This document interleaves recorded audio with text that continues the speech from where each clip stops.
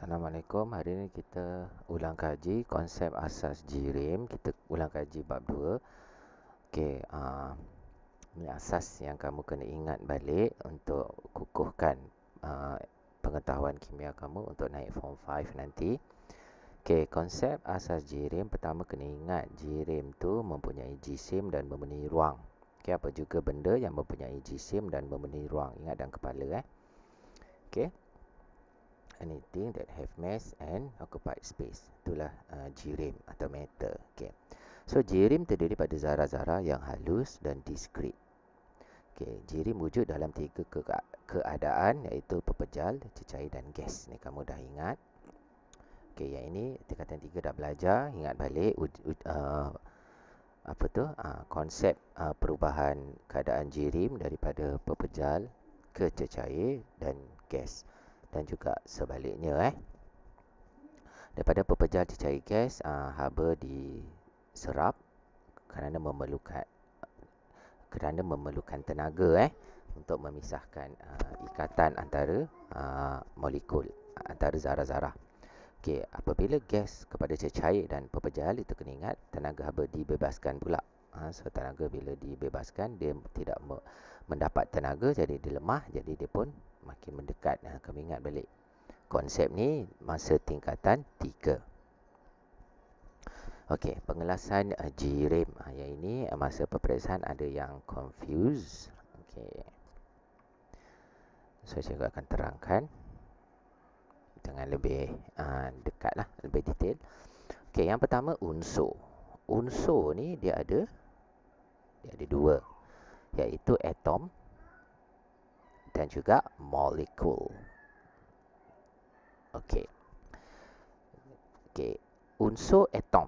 Unsur atom ni maksudnya atom lah. Contohnya karbon, sodium, natrium, natrium, magnesium, apa lagi?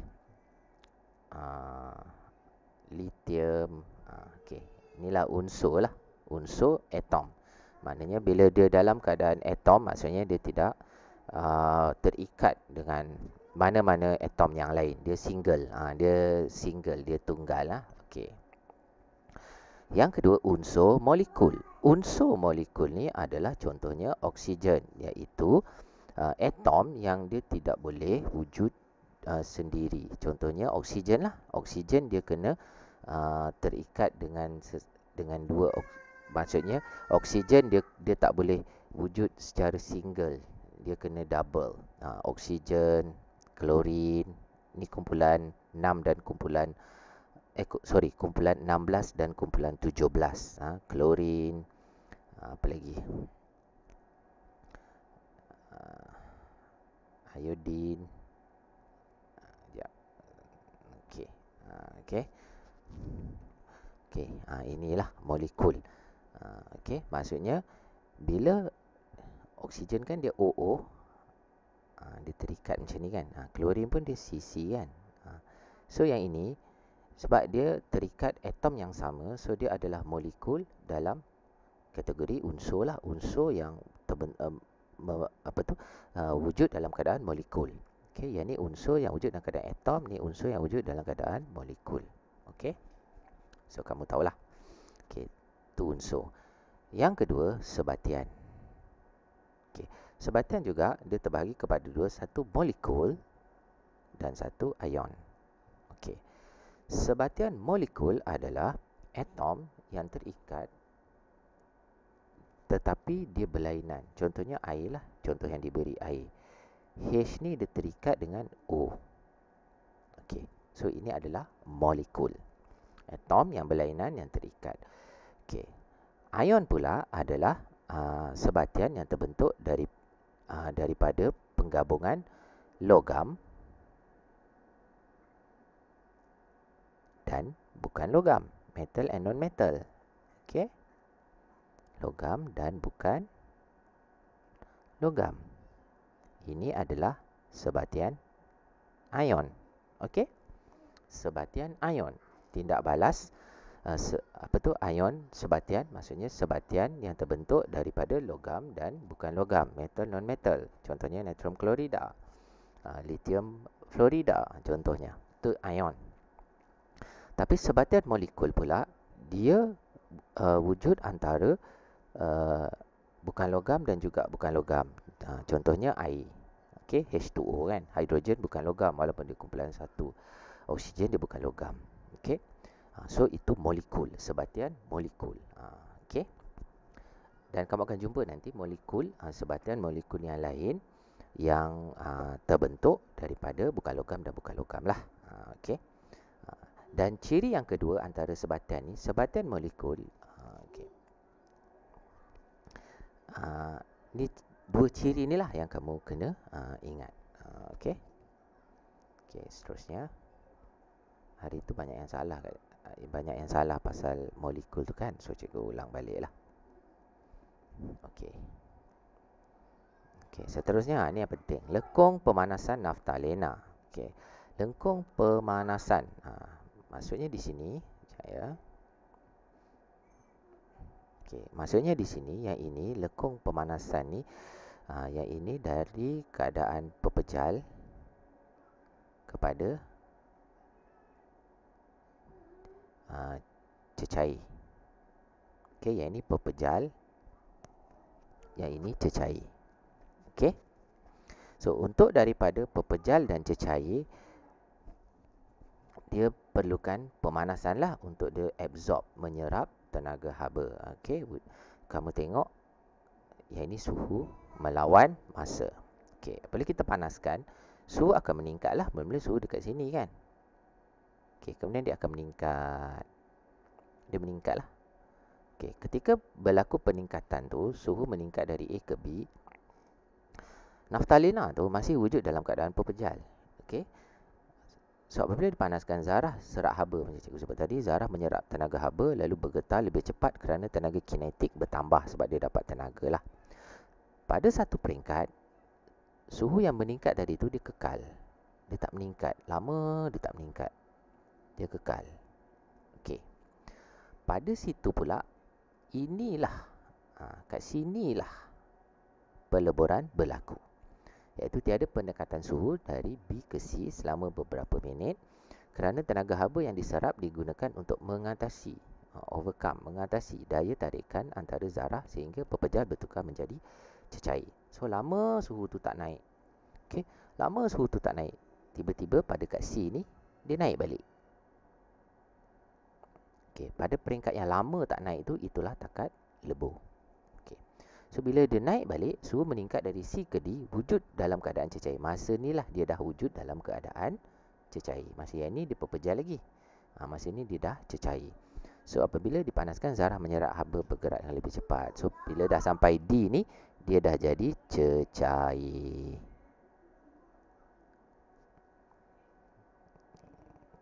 Okay. Sorry susah je nak tulis. Cecair. Dia dah jadi cecair. Apa jadi kalau kita terus panaskan lagi? So bila kita terus panaskan lagi kat sini, kan dia dah jadi cecair kan. Bila kita terus panaskan lagi, pada satu tahap dia akan jadi balik macam ni. Okey, daripada cecair tadi tu dia akan jadi balik macam ni. Dia akan jadi last kali gas.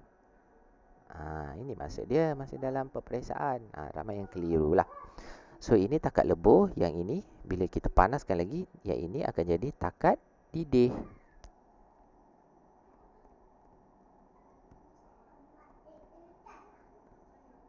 Dia akan jadi takat didih. Itu maksud dia. Okey. Okey, next. Okey, yang ni kita terbalikkan. Tadi pemanasan, yang ni penyejukan. So penyejukan ni kita ambil daripada situasi tadilah cecair. Kalau daripada gas, graf dia akan jadi beginilah kalau daripada gas tadi. Okey, tapi sekarang kita ambil yang cecair lah. Kalau daripada gas. Sekejap Okey, sekarang kita ambil daripada sini. Cecair. Okey, cecair. Okey. So apabila disejukkan, zarah dia release, dia membebaskan haba, lalu bergerak dengan lebih perlahan kerana kehilangan tenaga kinetik. So, suhu akan menurunlah sebab kita dah sejukkan. Pada satu peringkat, suhu ni dia kekal, dia tak berubah, dia tak turun. Lama dia tak berubah dalam beberapa minit lah. Ini kita panggil takat beku. Kalau yang tadi, kalau kita start pada gas, yang ni kita panggil apa tu? Okey. Yang ni takat beku lah. Okey, kemudian kita sejukkan lagi, dia akan turun lagi. Okey. So itulah yang berlaku lah. Dia terbalik lah daripada yang tadi. Dia terbalik daripada yang inilah. Okey. Okey. Okey, seterusnya. Okey, yang ini kita panggil takat apa? Ini kita tetap panggil takat didih lah. Kita panggil takat didih. Okey. So takat ni dia ada dia ada dua lah. Dia ada takat lebur, takat didih. Ni takat didih lah. Takat lebur, takat didih. Okey, bila turun tadi tu, daripada gas tu, dia turun satu tahap ni. Yang ni kita tetap panggil takat didih lah. Boiling point. So, bila kita turun lagi, yang ni baru kita panggil takat beku. Okey, freezing point. Okey, seterusnya. Ni perkembangan model atom. Okey, yang ni kamu kena ingatlah. Yang penting, dalam atom dia ada 3 zarah subatom yang sangat penting, iaitu elektron, neutron, proton. Mudah je. Proton positif, neutron neutral, elektron negatif 1. Okey, proton positif 1. Positif lah senang cerita. Elektron negatif, neutron neutral. Okey. Mudah je. Proton P positif, neutron N neutral, elektron E negatif. Ingat tu. Okey. Sebab ada yang confuse kat sini. Okey, yang ni tak perlulah. Kamu bacalah. Ini kita ulang kaji je kan. Okey. Seterusnya, structure atom. Struktur atom. Okey. So, ini cara untuk membaca jadual berkala. Dalam jadual berkala, nombor atas ni adalah nombor proton. Okey, yang ini simbol unsur. Contohnya si karbon lah. Okey, nombor bawah ni adalah jisim atom relatif. Okey, ataupun kita panggil jisim molar. Dia ada, kalau kat universiti dia banyak panggil jisim molar. Okey. Tapi lebih tepat jisim atom relatif lah. Okey. So jisim atom relatif. Okey. Tapi itu dalam jadual berkala. Ini jadual berkala. Tu beza jadual berkala dengan perwakilan piawai. Kalau jadual berkala, atas tu nombor atom. Atas nombor proton, bawah jisim atom relatif. Tapi bila perwakilan piawai, atas ni adalah jisim atom relatif, atau kita boleh panggil juga nombor nukleon. Bawah ni pula jadi nombor proton. Okey. Tapi mudah aja kalau kamu nak tahu. Jisim atom relatif mestilah lebih besar daripada nombor proton. So, kalau kamu nampak atas lebih besar daripada bawah, so kamu tahulah atas ni adalah jisim atom relatif atau jisim molar. Okey, bawah ni kamu tahulah adalah nombor proton. Okey, kalau yang jadual berkala, dia terbalik kan, dia nombor proton pula ke atas, mestilah nombor proton lebih kecil daripada jisim atom relatif. Mudah je nak ingat. Okey, so cikgu ada bagi reminder. Jisim atom relatif juga dipanggil nombor nukleon. Okey. Nanti kalau kat peringkat universiti, kamu akan dengar konsep pula jisim molar. Dia lebih suka panggil jisim molar, molar mass, jisim molar. Okey. Tapi kalau nak ikut lebih tepat jisim atom relatif lah, relative atomic mass. Okey, next. Okey, mengira nombor nukleon. Okey, sebelum tu kalau cikgu tak nak kamu confuse, kenapa cikgu sebut tadi jisim molar? Sebab nanti kalau kat peringkat lebih tinggi, sebab dia ada konsep jisim atom relatif ni untuk atom.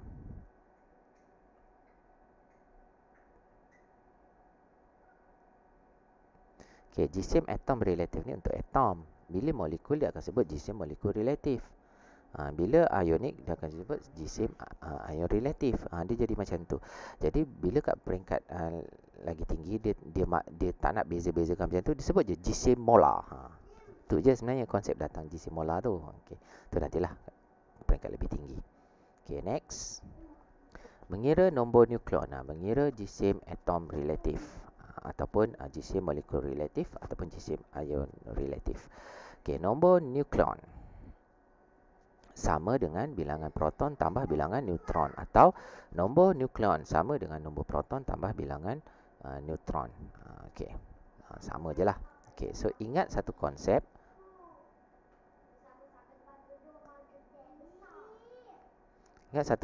Nombor proton sama dengan nombor elektron. Okey, nombor proton sama dengan nombor elektron. Contohnya, cikgu bagi contoh apa ya? Contoh kat bawah tu lah. Atom beryllium. Okey, beryllium dia mempunyai nombor protonnya 4. Nombor protonnya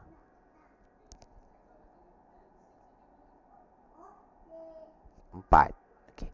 So, bila nombor proton 4, nombor elektron juga automatik 4.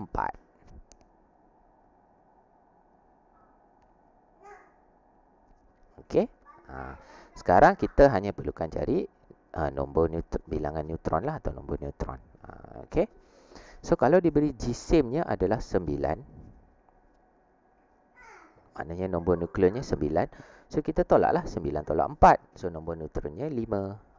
Kalau diberi nombor proton dan nombor neutron tapi dia tak beri jisim, so kamu tahulah nombor proton 4, nombor elektron 4, nombor neutron 5. Jadi 5 tambah 4 9. So untuk mengira jisim, untuk mengira jisim kita guna formula nombor proton, bilangan proton tambah dengan nombor neutron atau bilangan neutron. Kita tak tambah dengan elektron. Elektron tak terlibat dalam menentukan jisim atom relatif, atau jisim molar. Elektron tak terlibat. Kerana apa? Kerana elektron tidak berada dalam nukleus. Jisim tu dia dikira daripada nukleus. Itu nanti peringkat seterusnya kita akan tengok. Ini kamu kena ingatlah balik semula rajah struktur atom dan susunan elektron. Kamu kena ingat ini adalah nukleus di tengah-tengah. Ini adalah petala. Petala pertama, petala kedua, petala ketiga dan seterusnya lah. Dan yang mengelilingi nukleus adalah elektron. Nukleus pula dalam dia ada proton dan neutron. Kena ingatlah. So yang ini contoh diberi susunan elektron. Contoh yang diberi adalah 288 lah, sebab 288. Lepas tu dia ada konsep dia yang kamu kena ingat. Petala pertama mestilah diisi oleh maksimum 2 elektron. Petala kedua maksimumnya 8. Petala ketiga maksimumnya juga adalah 8. Tapi boleh juga dipenuhi dengan 18. Itu nanti bila kamu belajar di peringkat tinggi, dia ada konsep yang lain lah. Tapi di peringkat SPM, kamu kena guna konsep ni. Jangan kamu guna konsep yang 1S, 2S, 2P, 2D tu. Ada budak yang guna konsep ni hari tu. Tak salah. Itulah yang betul. Tak salah, itulah yang betul. Tapi itu peringkat lebih tinggi lah. Tu nanti kamu belajarlah di peringkat lebih tinggi, sebab dia ada konsep yang kamu kena ikut lah. Sekarang ni belajar ni dulu. Alright.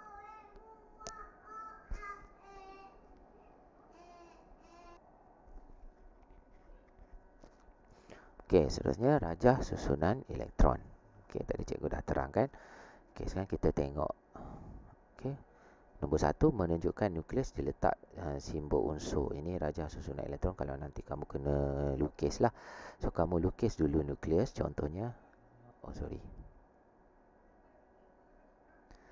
kamu Contohnya kamu nak lukis susunan elektron aluminium. So kamu buat dulu nukleus. Buatlah besar sikit supaya kamu boleh buat simbol kat situ. Okey. Kemudian kita tahu bilangan proton aluminium adalah 13. Okey, so kita tahu bila 13 kita tahu yang pertama petala pertama mesti maksimum 2. So 2 dah. Petala kedua maksimum 8. 8 dah. Okey. So sekarang tinggal 3 lah. 8 campur 2 10. So mestilah tinggal 3 lah. So 2 8 3 jadilah 13. So kamu lukislah yang pertama, petala pertama, boleh letak bulat, boleh letak pangkah. Petala yang kedua isi 8. Dan petala yang ketiga tak 3. Kamu boleh letak macam ni, atau boleh juga kamu letak, yang penting petala ketiga tu 3 lah. Boleh juga kamu letak ini 2, ini 1, yang ni tak ada. Boleh jugalah, tapi terpulang lah. Yang penting dia ada 283 lah. Okey. So ini rajah susunan elektron. Ingat okay. Rajah struktur atom. Beza rajah susunan elektron dengan rajah struktur atom hanyalah nukleus di tengah-tengah. Kalau rajah susunan elektron kita letak simbol Al. Tapi rajah struktur atom kita tak letak simbol, kita letak bilangan proton dia 13. P itu proton lah. Dan juga neutron dia 14. Itu je beza rajah struktur atom dengan rajah susunan elektron. Bezanya adalah lukisan pada nukleus. Okey. Tapi selalunya yang tanya ni rajah susunan elektron. Okey, seterusnya. Okey, isotop dan penggunaannya. Okey, yang pertama isotop. What is isotop? Apa dia isotop? Isotop adalah atom-atom bagi unsur yang sama dengan mempunyai bilangan proton yang sama tetapi bilangan neutron bilangan neutron yang berbeza. Ni yang penting lah. Bilangan neutron yang berbeza. Bila bilangan neutronnya yang berbeza, apa yang akan berubah? Jisim dia. Jisim dia akan berubah. Okey. Okey. So kita tengok klorin. Klorin mempunyai dua isotop iaitu klorin 35 dan klorin 37. Okey. Bila dia tulis 35, klorin 35, klorin 37, nombor ni mewakili apa? Nombor ini mewakili jisim.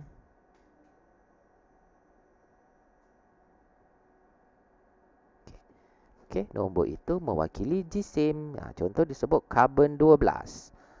12 tu adalah jisim karbon. Okey, jangan keliru lah. Okey, tu maksud dia. Sebab kenapa? Sebab bilangan neutron dia berbeza. So, bila bilangan neutron dia berbeza, apa signifikan dia? Jisim dia akan berbeza. So, klorin 35 dengan klorin 37, kamu nampak bilangan protonnya sama 17.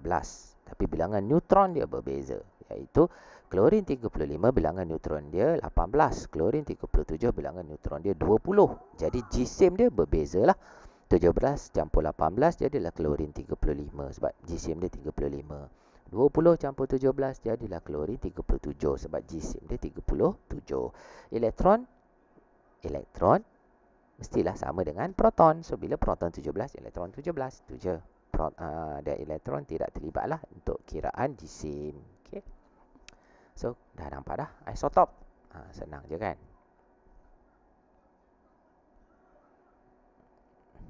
Okey, seterusnya. Jisim atom relatif bagi isotop dan kelimpahan semula jadi.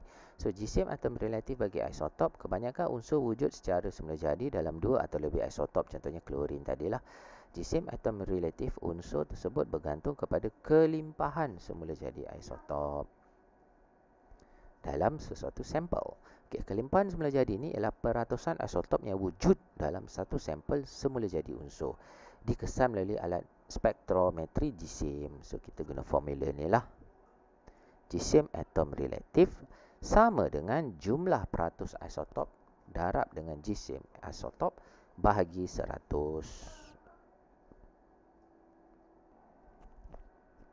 Okay, next. Ni contoh dia. Kita ambil contoh klorin tadilah. Okey. Klorin terdiri daripada dua isotop iaitu klorin 35 dan klorin 37. Kelimpahan semula jadi klorin 35 ialah 75% dan klorin 37 adalah 25%. Jadi hitungkan jisim atom relatif klorin. Jadi mudah sahaja.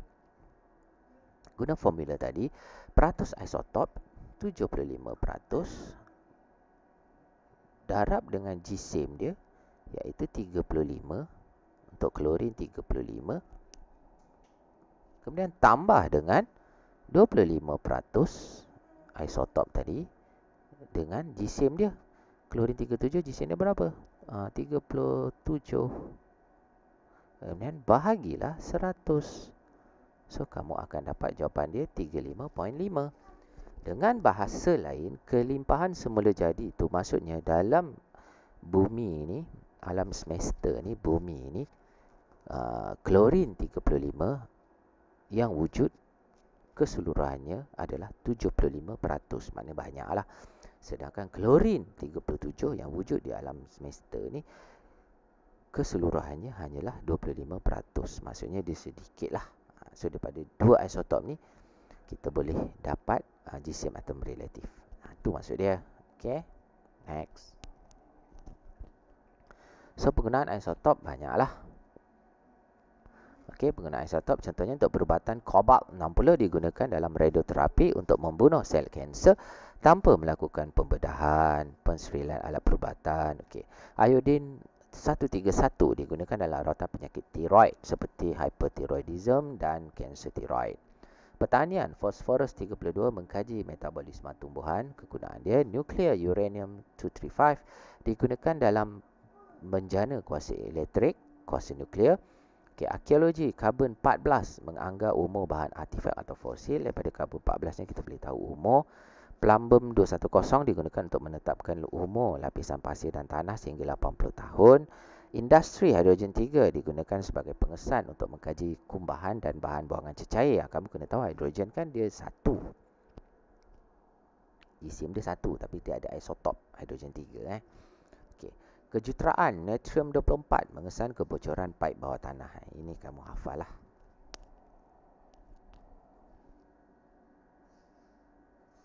Okey, habis. So ulang kaji habis hari ni. Cikgu tak buat Google Meet sebab cikgu ada kelas dengan Form 1. Okey, itu sahaja. Sila isi kehadiran lah. Okey. Salam sejahtera dan selamat belajar.